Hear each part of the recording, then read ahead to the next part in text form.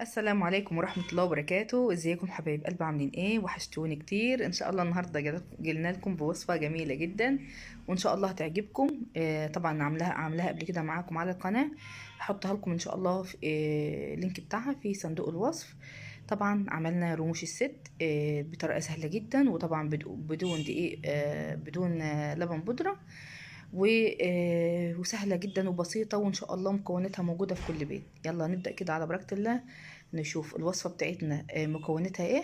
طبعا ما تنسوش اللايك والاشتراك لو مشتركتوش علشان يوصل لكم مني كل جديد انا بعمله، وان شاء الله اكون ضيفة خفيفة عليكم. هنتدور كده بقى علشان ان شاء الله نبدأ وصفتنا معاكم. اول حاجة معانا هيكون معايا حوالي 2 كوب ونص من الدقيق، منخولين طبعا، دقيق متعدد الاستخدام. وبالجرام هيكون معايا 314 جرام دقيق، طبعا منخولين كويس. وبيكنج باودر حوالي 10 جرام، يعني كيس بيكنج باودر هيشيل منه معلقة كده. 3 معالق جوز هند كبيرة، يعني حوالي 9 جرام. هيكون معايا السميد، هيكون طبعا سميد من بتاع البسبوسة. هيكون معايا 2 معلقة ونص سميد ناعم. وطبعا البيض هيكون معايا بيضة وصفار وبياض بيضة، والصفار هنحطه على جنب طبعا للوش. هيكون معايا نص كوباية زبدة وعليها معلقة. هيكون معايا معلقة فانيليا كبيرة. هيكون معايا طبعا السكر حوالي نص كوباية من السكر، 77 جرام، يعني حوالي 77 جرام. والسيرب بتاعنا هيكون 3 كوبايات سكر و3 كوبايات مية، وعليهم عصرة ليمونة. هيتحطوا على النار لمدة 10 دقايق، وهنشيلهم يبردوا. وطبعا تطلع من الفرن نحط عليها السيرب على طول. طبعا هنقلب بقى المكونات كلها. طبعا الفانيليا، احط معلقة فانيليا كده علشان تشيل زفارة البيض. وهنحط الزبدة والسكر والسميد وكل المكونات وجوز الهند، ونحطهم كلهم على بعضهم كده علشان نلفهم. مش هياخدوا معانا وقت ولا مضرب ولا اي حاجة، بالمعلقة كده. وبعدين هنضيف 10 جرام بيكنج باودر علشان طبعا المكونات كلها تتجانس مع بعضها زي ما انتم شايفين كده. بعملهم بالمعلقة، يعني بلفهم بالمعلقة، وممكن اعملهم بايديا عادي خالص. ما احناش محتاجين اي حاجة. عجينة سهلة وجميلة جدا، وما شاء الله مش هتاخد معاكم وقت في التشكيل ولا في تجهيز المكونات. طبعا زي ما انتم شايفين كده بلف الزبدة مع السكر والسميد والبيض وكل حاجة. زي ما انتم شايفين كده بدعك طبعا الزبدة بتاعتنا بدرجة حرارة الغرفة. هحط لكم ان شاء الله المكونات كلها في صندوق الوصف علشان اللي تعرفهم طبعا تشوفوا المكونات مظبوطة. زي ما انتم شايفين كده الزبدة مع السكر والسميد وكل المكونات والبيض بلفهم كده بالمعلقة. وهجيب الدقيق بتاعي عليها رشة ملح صغيرة خالص، يعني قرصة بين صوابعك كده، وعلشان نعجنهم مع بعضهم. اللي حابب يضيفهم يعجنهم اكتر من كده مفيش اي مشكلة، بس طبعا احنا مش محتاجين عجين كتير. لما بنلف العجينة بكل الحاجات بتمتزج مع بعضها، وما بتاخدش معانا وقت خالص. زي ما انتم شايفين كده الزبدة بتختلط مع الدقيق. هوريكم. طبعا انا مش بعجن، انا بفرك بايديا كده علشان انا مش عايزه العجينه رموش الست بتاعتي تطلع مجلده، لا انا عايزاها كده مرمله وجميله ومش عامله معايا عرق. زي ما انتم شايفين كده انا بضغط بصوابعي، ادخل الزبده في الزبده والسكر والمكونات في الدقيق. هنكورها هنلمها كده لحد ما تبقى زي كوره كده او عجينه واحده. كده حبايب قلبي زي ما انتم شايفين اهي بدأت تتجمع معايا عجينة. هبدأ كده ألفها زي ما انتم شايفين برضو بصوابع ايديا، مش بعجنها خالص لحد ما تتشكل معايا عجينة زي ما انتم هتشوفوها دلوقتي. اهي العجينة ما شاء الله الطبق نضف معانا خالص، عايزين الطبق بتاعنا ينضف خالص ما يبقاش فيه اي دقيق ولا اي حاجة. شايفين العجينة طرية معانا ومتماسكة وجميلة ما شاء الله، والزبدة بتخلي لها طعم جميل جدا جدا. وان شاء الله هتجربوها مش هتندموا، ريحتها في منتهى الجمال. ما شاء الله زي ما انتم شايفين كده بعملها على هيئة كورة، وبعملها زي صوابع كده بين بطنية ايديا كده وبلفها اهو زي ما انتم شايفين بلفها اجي بصبعي كده من النص، واقوم عاملاها بصبعي علشان لما تيجي تتنفخ معانا في الفرن ما تشققش. شايفين التجويف اللي موجود؟ طبعا الصينيه بتاعتي مش دهنها اي حاجه، وانا مسخنه الفرن طبعا على درجه حراره 180 من تحت بس. وطبعا بتاخد لون بنحطها في الفرن على درجه حراره 180. لما بتاخد لون من تحت بنشغل لها الشوايه تاخد لون حلو.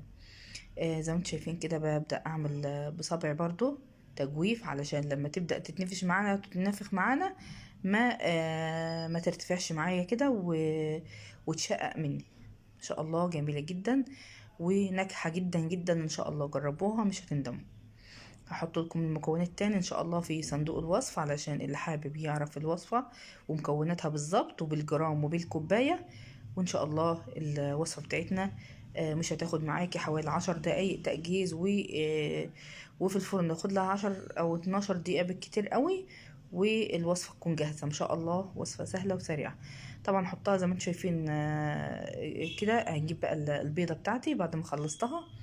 البيضة احط عليها شوية فانيليا كده او معلقة فانيليا سايلة، وهنلفهم كويس جدا بالبيضة بالمعلقة علشان ريحة زفارة البيض.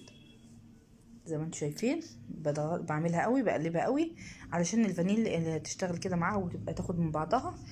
هدهن وش كل واحدة منهم علشان تطلع معانا واخدة اللون الجميل بتاعنا اللي احنا بنشوفه.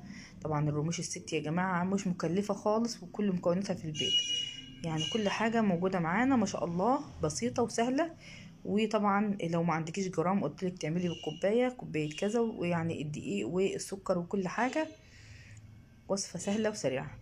بس يا ريت طبعا اللي شاف الفيديو وما اشتركش عندي يشترك عندنا عشان طبعا كل حاجة بإذن الله أنزلها طبعا تشوفوها. وما تنسونيش بقى من دعواتكم الحلوة، وعلشان ان شاء الله القناة بتاعتنا تكبر بيكم بإذن الله.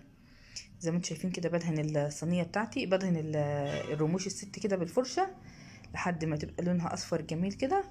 وطبعا بعملها بالشوكة، بجيب الشوكة مشيها عليها عشان تبقى عاملة خطوط جميلة جدا كده زي ما انتم هتشوفوها ان شاء الله بعد التسوية. واخدة تعاريك كده حلوة في رموش الست بالفرشة. زي ما انتم شايفين بعمل كده كل واحدة لحد ما تاخد اللون الحلو. هخلصهم ونيجي معاكم بإذن الله وانا بعملهم بالفرشة كده. زي ما انتم شايفين حبايب قلبي جبت الشوكة بتاعتي وهبدأ اعمل خطوط فيها كده بالراحة خالص. يعني ما تضغطيش على الرموش، بالراحة خالص كده، خطوط سريعة. ولو مش حابة ما تعملهاش عادي مفيش مشكلة، بس احنا عاملين اشكال تعريج كده في شكل الرموش علشان تطلع معانا جميلة ويعني تقدم شكلها يكون سهلة وبسيطة كده قدام اللي هياكل. طبعا الوصفة سهلة يا جماعة. هندخلها الفرن بقى على درجة حرارة 180. هنشغل لها الفرن من تحت وناخد ما خدتش لون من فوق هنشغل لها الشواية، وبعد ما تطلع هوريها لكم بإذن الله. كده حبايب قلبي الرموش الست طلعت من الفرن. طبعا بكون مجهزه لها السيرب بتاعنا، يكون السيرب بتاعنا بارد والرموش تكون سخنه طالعه من الفرن على طول. شايفين لونها ذهبي وجميل. بنحط عليها السيرب كله لما تشربه. طبعا لازم بنحطها حوالي نص ساعه تشرب السيرب علشان هي زي عجينه البسبوسه كده والهريسه والحاجات دي بتحب تشرب الشربات بتاعها كويس علشان لو ما شربتش تلاقيها ناشفه معاك. طبعا بنسيبها حوالي نص ساعة وبنغطيها وبنقلبها من وش من وشها. بنقلبها على الوش التاني لحد ما تشرب السيرب كويس. وان شاء الله بعد ما تشرب السيرب كويس هنيجي معاكم ونقدمها وهنشوف شكلها ايه. طبعا زي ما انتم شايفين كده الشكل بتاعها ما شاء الله. لم لا هي مشققة ولا فيها اي حاجة. هوريها لكم بإذن الله بعد ما تشرب السيرب بتاعها.